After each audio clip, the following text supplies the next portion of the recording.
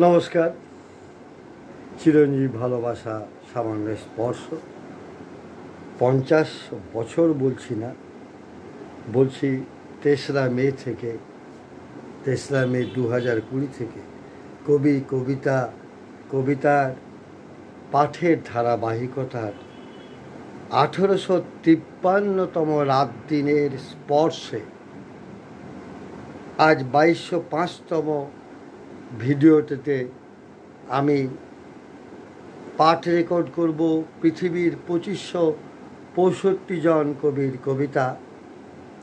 আজ পড়ব ফেদি জাওদাহের কবিতা। ফিলিস্তিনি আমেরিকান কবি, জন্ম যুক্তরাষ্ট্রের টেক্সাসের অস্টিনে 1971 খ্রিস্টাব্দে। কখনো লিবিয়া, কখনো সৌদি আরবে অবস্থান করেছেন। চিকিৎসা শাস্ত্র অধ্যয়ন করেন যুক্তরাষ্ট্রে। পুরস্কারের কথা বলছি না, জেনে নিন। পড়ছি ফেদি জাওদাহের কবিতা। কবিতাটির বাংলায়ন করেছেন বাংলাদেশের কবি সাইফ ফাতেউর রহমান। কবি ও অনুবাদক কবিকে আমার শ্রদ্ধা ও শুভেচ্ছা জানিয়ে পড়ছি ফেদি জাওদাহের কবিতা অনুকরণ।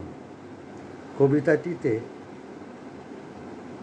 অধিকার ছেড়ে দেওয়া, নিজের জমি ছেড়ে দেওয়া, তার পরিণাম খুব সূক্ষ্মভাবে বিবৃত হয়েছে কবিতার মধ্য দিয়ে, কবিতার আকারে। কন্যা আমার আঘাত করত না একটি মাকড়সাকে, আবাস করেছিল যে মাকড়সাটি বাইসাইকেলে হাতলের ওপরে। 2 সপ্তাহ অতিক্রান্ত হলো তার। কন্যা আমার অপেক্ষায় ছিল যতক্ষণ না সে দখলি হাতল ত্যাগ করে।